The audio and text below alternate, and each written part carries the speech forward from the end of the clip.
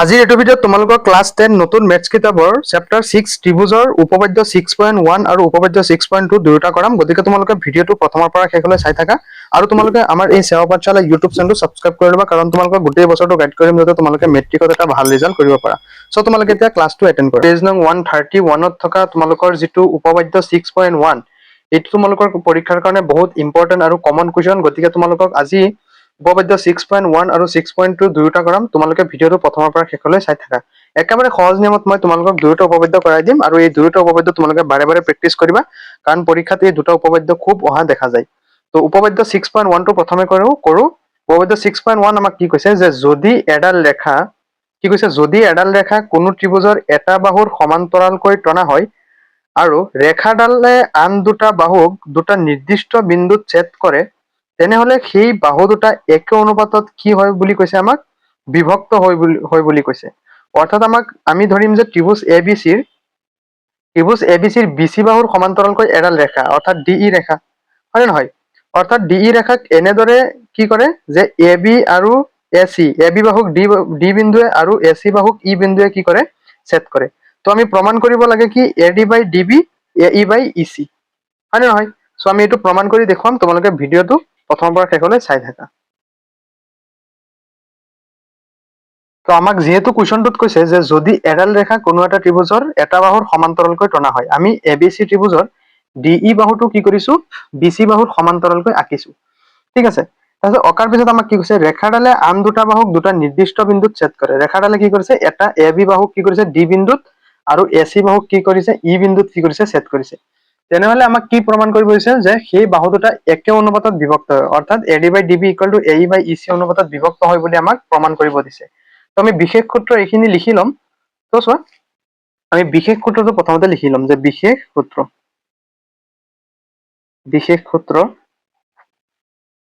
যে A B C ত্ৰিভুজত, তোমালোকে এনেকে ধুনীয়াকে লিখি ল'বা যে এ বি চি ত্ৰিভুজত বিচি বাহুৰ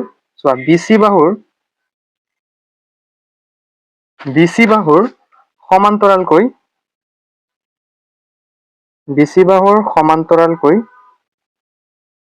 কি আঁকিছো যে ডিই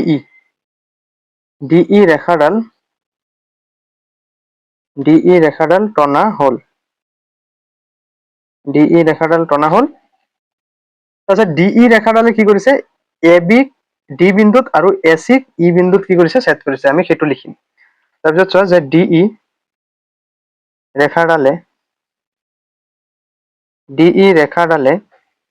কি কৰিছে, এ বি আৰু এ চি বাহুক ক্ৰমে, অৰ্থাৎ এ চি বাহু, অৰ্থাৎ কি আমি কৈছো যে ডিই ৰেখাডালে চোৱা যে ডিই ৰেখাডালে এ বি আৰু এ চি বাহুক কি বিন্দুত ছেদ কৰিছে, ডি বিন্দুত।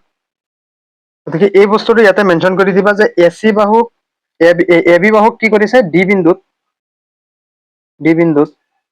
আৰু এ চি বাহুক কি বিন্দুত, ই বিন্দুত ছেদ কৰিছে। কি কৰিছে, ছেদ কৰিছে। তো আমি কি কৰিব লাগে, প্ৰমাণ কৰিব লাগে যে চোৱা যে সেই বাহু দুটা একে অনুপাতত বিভক্ত। তো প্ৰমাণ কৰিব লাগে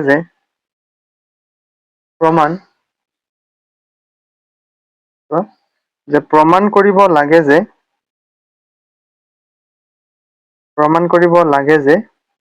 A D by D B equal to A E by E C আমি প্ৰমাণ কৰিব লাগে। A D by D B equal to A E by E C বুলি আমি কি কৰিব লাগে, প্ৰমাণ কৰিব লাগে। ঠিক আছে। তো এতিয়া চোৱা, এই বস্তুটো যদি আমি প্ৰমাণ কৰিব খোজো, তেতিয়া আমি কি কৰিব লাগিব,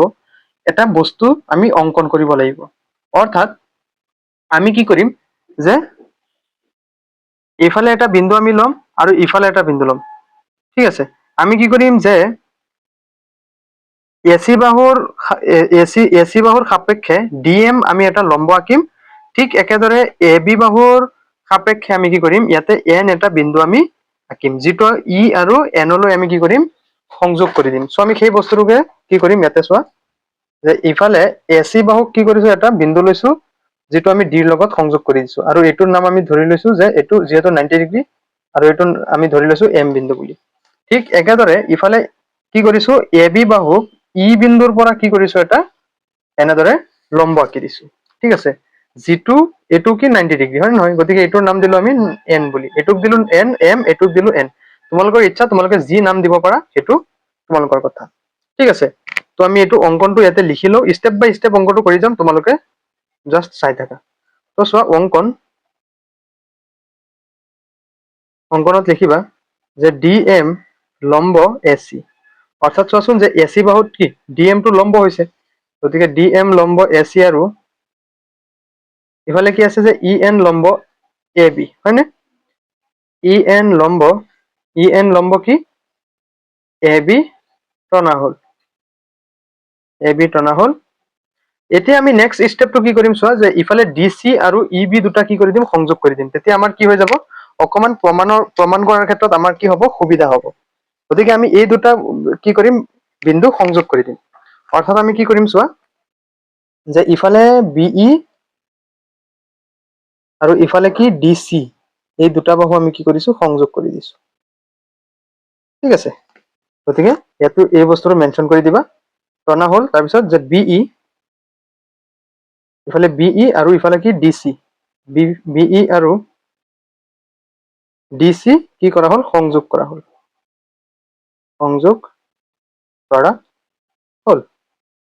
ঠিক আছে সো এতিয়া আহিছে আমি বস্তুটো প্ৰমাণ কৰিম যেহেতু আমাক প্ৰমাণ কৰিম AD by DB equal to A E by E C হয় নহয় তো চোৱা এতিয়া আমি প্ৰমাণ কৰিম প্ৰমাণটো আমি কেনেকে কৰিম প্ৰথমে আমি কি কৰিম চোৱা যে ত্ৰিভুজ এ ডি ই ল'ম ঠিক আছে ত্ৰিভুজ ভালকে চাবা আমি ত্ৰিভুজ এ ডি ই ল'ম আৰু কি কৰিম ডি বি ই ল'ম ভালকে চোৱা এই ত্ৰিভুজটো ল'ম আৰু এই ডি বি ই ত্ৰিভুজটো ল'ম এই দুয়োটা ত্ৰিভুজৰ কি কৰিম যেটো কালি সেই কালিটোক কি কৰি দিম হৰণ কৰি দিম ঠিক একেদৰে আমি ফাৰ্ষ্ট চোৱা কি কৈছো যে ত্ৰিভুজ A D E by A B E আৰু নেক্সট আমি কি কৰিম যে এ ই ডি চোৱা ভালকে এ ই ডি আৰু এটা কি কৰিম যে ই চি ডি সিফালেও কি কৰিম এইটো ত্ৰিভুজ ল'ম মানে এই ত্ৰিভুজটো কমন বুজি পাইছা নাই এই ত্ৰিভুজটো কমন লোৱাৰ লগে লগে কি হ'ব ডি বি ই ইফালে হ'ব আৰু সিফালৰ ক্ষেত্ৰত কি হ'ব ডি ই চি মানে এই দুইটা ত্ৰিভুজত আমি কি কৰি দিম হৰণ কৰি দিলে চাবা আমাৰ এনচাৰটো একেবাৰে সহজতে ওলাই যাব গতিকে আমি ফাৰ্ষ্ট ষ্টেপ কি লৈছো যে এ ডি ই ত্ৰিভুজ আৰু ডি বি ই ত্ৰিভুজটো কি কৰিম কালিৰে হৰণ কৰি দিম তো চোৱা প্ৰমাণ যে ত্ৰিভুজ এ ডি ইৰ কালি ভালকে চোৱা যে এ ডি ইৰ কালি বাই ডি বি ইৰ কালি আমি এনেদৰে হৰণ কৰি দিম যে এ ডি ইৰ কালি ডিভাইডেড বাই ত্ৰিভুজ ডি বি ইৰ কালি তো ভালকে চোৱাচোন ত্ৰিভুজৰ কালি সূত্ৰ তোমালোকেতো পাইছাই যে হাফ ইনটু ভূমি ইনটু উন্নতি হয় নহয় তো ত্ৰিভুজ এ ডি ইৰ ক্ষেত্ৰত চোৱা যে ত্ৰিভুজ এ ডি ইৰ ক্ষেত্ৰত আমি যদি কি কৰো ত্ৰিভুজৰ সূত্ৰ যদি ব্যৱহাৰ কৰো হাফ ইনটু ভূমি কি ইয়াতে ডি ই হয় না ভূমি কি ইয়াতে এ ডি ধৰিবা ভূমিটো এ ডি ধৰিবা এ ডি ধৰিলে আমাৰ অকমান সুবিধা হ'ব গতিকে এ ডি তেতিয়াহ'লে কি হ'ব চোৱা যে লম্বটো ই এন হ'ব হয়নে গতিকে ভূমি হ'ল এ ডি ইনটু উন্নতি কি হ'ব ই এন হয় নহয় কাৰণ এ ডি বাহুৰ ওপৰত কি ই এন এটা ৰেখা গতিকে ই এন এইটো হ'ল নেক্সট চোৱা যে ত্ৰিভুজ ডি বি ই নেক্সট কি ত্ৰিভুজ ডি বি ইৰ ক্ষেত্ৰত চোৱা তো এই ত্ৰিভুজটোৰ কালি চোৱাচোন যে ডি বি ই ডি আৰু ইফালে বি আৰু ইফালে ই গতিকে এই ত্ৰিভুজটোৰ ক্ষেত্ৰত কালি কি হ'ব হাফ ইনটু ভূমি কোৱাচোন ভূমি কি হ'ব ভূমি হ'ব ডি বি আৰু উন্নতি কি হ'ব উন্নতি চোৱা যিহেতু এই ত্ৰিভুজটো চোৱা এই ত্ৰিভুজটো এ বি ভূমি সাপেক্ষে আছে হয় নে নহয় গতিকে এ বি ভূমি সাপেক্ষে এই ত্ৰিভুজটোৰো কি হ'ব উন্নতিটো ই এন হৈ যাব ঠিক আছে বুজি পাইছা যিহেতু এ বি ভূমিৰ ওপৰত এই এ ডি বি ই ত্ৰিভুজটো অৱস্থিত গতিকে উন্নতিৰ ক্ষেত্ৰত কি লিখিবা ই এন এ ইয়াতে ব্যৱহাৰ কৰিবা গতিকে হাফ ইনটু ত্ৰিভুজৰ সূত্ৰ বহুৱাম হাফ ইনটু ভূমি কি কৈছো মই যে ভূমি কৈছো ডি বি হয়নে গতিকে ভূমি হ'ল ডি বি ইনটু উন্নতি কি হ'ব ই এন এ হ'ব ঠিক আছে চ' গতিকে আমি কি কৰিব পাৰো ইয়াৰে পৰা হাফ হাফ কেনচেল আৰু ই এন আমি কি কৰি দিব পাৰো কেনচেল আপ কৰি দিব পাৰো কেনচেল কৰি দিয়াৰ লগে লগে ওপৰত থাকিব এ ডি আৰু তলত কি থাকিব ডি বি ঠিক আছে আৰু এইটো আমি দি থম 1 নং সমীকৰণ বুলি ঠিক একেদৰে পুৰা মনোযোগেৰে চাবা ঠিক একেদৰে আমি কি কৰিম এতিয়া আমি কি কৰিম এই একেটা কমন ত্ৰিভুজে ল'ম যে ত্ৰিভুজ এ ই ডি ল'ম আৰু কিন্তু ইফালে কি কৰিম এই ত্ৰিভুজটো ল'ম যে ই ডি চি ত্ৰিভুজটো ল'ম ঠিক আছে ই চি ডি বা ডি চি ইৰ কালি আমি দুয়োটা এতিয়া কি কৰিম হৰণ কৰি দিম একেদৰে যে ত্ৰিভুজ এ ডি ইৰ কালি ডিভাইডেড বাই কি কৈছো ত্ৰিভুজ ই ডি সিৰ কালি। ঠিক আছে, ত্ৰিভুজ ই ডি সিৰ কি কালি। গতিকে চোৱা এ ডি ইৰ ফাৰ্ষ্ট চোৱাচোন যে এ ডি ইৰ ক্ষেত্ৰত এ ডি ইৰ কি হ'ব, কালিটো কি হ'ব হাফ ইনটু ভূমি, ভূমি কি ধৰিবা এ ই আৰু উন্নতি কি হ'ব ডি এম হ'ব, হয়নে? গতিকে এইটো লিখি লোৱা যে half into a E into কি হ'ব ডি এম ডিভাইডেড বাই চোৱা ই ডি চিৰ কালি। এতিয়া চোৱা ত্ৰিভুজ ই ডি চিৰ ক্ষেত্ৰত কি হ'ব, ভূমি কোনটো হ'ব, যে ভূমি হ'ব ই চি আৰু উন্নতি এইটোৰ ক্ষেত্ৰতো কি হ'ব, উন্নতি কি হ'ব ডি এম ই হ'ব, হয় নহয়? কাৰণ সেই আগৰটোৰ ক্ষেত্ৰতো কৈছিলো যে এ বি আছিলে ভূমি, ইয়াতে এ চি হ'ল ভূমি, গতিকে ভূমিৰ ওপৰত এটা উন্নতি মানে সেইটো ত্ৰিভুজৰ ক্ষেত্ৰতো একেটা উন্নতি হ'ব, গতিকে কি হ'ব ডি এম হ'ব। গতিকে কি কৈছো হাফ ইনটু ভূমি হ'ল ই চি আৰু উন্নতি হ'ল ডি এম, গতিকে হাফ ইনটু ভূমি, ভূমি কি যে ই চি ইনটু উন্নতি কি ডি এম, গতিকে ইয়াতে হাফ হাফ কেঞ্চেল হৈ যাব, ইফালে ডি এম কেঞ্চেল হৈ যাব, থাকিব কিমান এ ই বাই ই চি, হয় নহয়? আৰু এইটো আমি দি থম 2 নং সমীকৰণ বুলি। তো এতিয়া চোৱা যে ইয়াতে যদি মই ডি ই ভূমি সাপেক্ষে যদি দুটা ত্ৰিভুজ উলিয়াও, এটা হ'ব ডি বি ই আৰু এটা হ'ব ডি ই চি বা ডি চি ই। এই দুয়োটা ত্ৰিভুজ চোৱা একেটা ভূমিৰ ওপৰতে আছে, অৰ্থাৎ ডি ই ভূমিৰ ওপৰতে আছে, গতিকে দুয়োটা ত্ৰিভুজৰ কালি কি হ'ব সমান হ'ব, গতিকে এইটো আমি ইয়াতে মেনশ্যন কৰি দিম যে আকৌ কি কৈছো যে ত্ৰিভুজ ডি বি ই ত্ৰিভুজ ডি বি ই আৰু ত্ৰিভুজ ডি ই চি আৰু ত্ৰিভুজ ডি ই চি একে ভূমি কিহৰ ওপৰত আছে, যে ডি ইৰ ওপৰত আছে, হয় নহয়? ডি ইৰ ওপৰত আছে, গতিকে কি হ'ব যে এতেকে ত্ৰিভুজ যদিহে একেটা ভূমিৰ ওপৰত আছে, দুয়োটাৰ কালি কি হৈ যাব একেই হৈ যাব, যে ডি বি ইৰ কালি ইকুৱেল টু ত্ৰিভুজ ডি ই চিৰ কালিৰ সমান, ডি ই চিৰ কালি,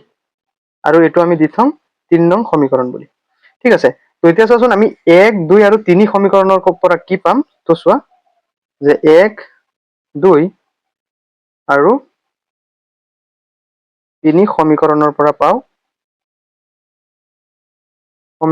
পৰা পাওঁ যিহেতু ইয়াতে চোৱা যে ডি বি ই আৰু ডি ই চিৰ কালি সমান বুলি কৈছে,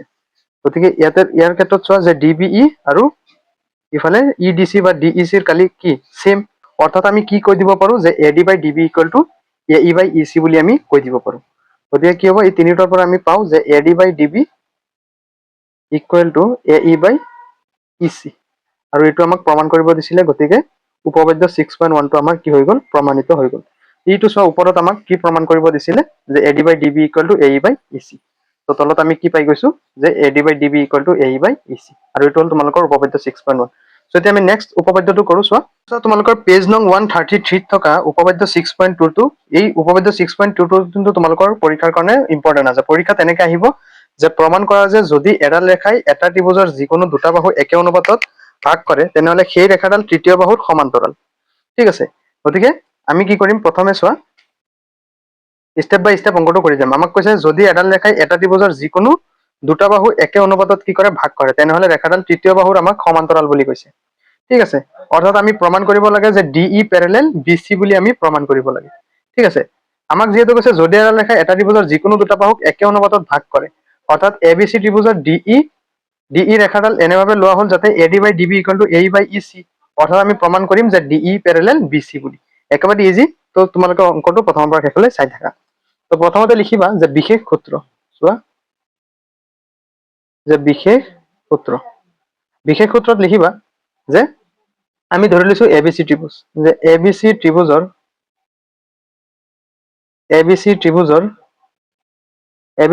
ডি ই ৰেখাডাল এনেভাৱে লোৱা হ'ল যাতে A D by D B equal to A E by E C, A D by D B equal to A E by E C. তো আমি প্ৰমাণ কৰিব লাগে D E parallel B C, সেই বস্তুটো ইয়াতে লিখি দিবা যে প্ৰমাণ কৰিব প্ৰমাণ কৰিব লাগে যে DE প্যাৰেলেল BC। সো আমি এটো প্ৰমাণ কৰিম। তো প্ৰমাণ কৰাৰ আগতে আমি কি কৰিম, ইয়াতে যেটো DE ইয়াতে চোৱা আমি কি কৰিব লাগিব, আমি কি কৰিম DE ড্যাশ আমি কি কৰিম ৰেখা এডাল অঙ্কন কৰি লম। ঠিক আছে, তো আমি এই বস্তুটো ইয়াতে লিখি, আমি ইয়াতে DE প্যাৰেলেল BC নহয় বুলি আমি ধৰি লৈ DE প্যাৰেলেল BC বুলি আমি ইয়াতে ধৰি লম। তো ইয়াতে অঙ্কনত লিখা যে অঙ্কন চোৱা যে DE BC ৰ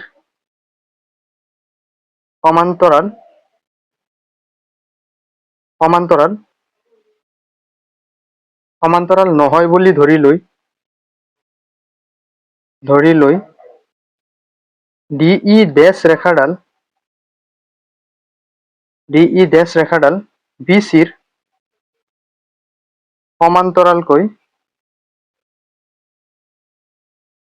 সমান্তৰালকৈ কি ধৰণা হল। ঠিক আছে, তো আমি প্ৰমাণ কৰিম স্টেপ বাই স্টেপ চাই যাবা। তো এতিয়া আমি কি প্ৰমাণ কৰিম চোৱা যে প্ৰমাণ, যেহেতু আমাক দিয়া আছে AD by DB equal to AE by EC, এটা আমি প্রথমে লিখি লম যে যেহেতু যে দিয়া আছে AD by DB equal to AE by EC, এটা আমি দি থম 1 নং সমীকরণ বুলি,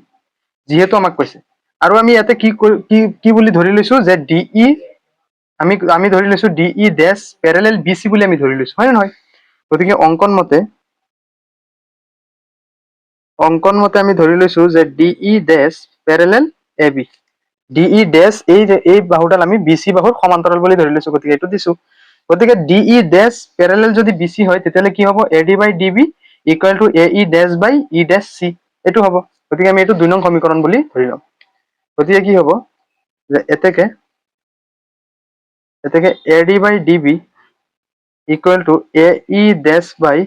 E ড্যাশ C, এটা আমি দি থম 2 নং সমীকরণ বুলি। তেতিয়া আমি 1 আৰু 2 ৰ পৰা কি পাম চোৱা, ইফালে কি হ'ব AD বাই DB ক্যান্সেল হ'ব, থাকিব কি AE by EC equal to AE dash by E dash C। ঠিক আছে, তো 1 আৰু 2 ৰ পৰা পাও, 1 আৰু 2 সমীকৰণৰ পৰা পাও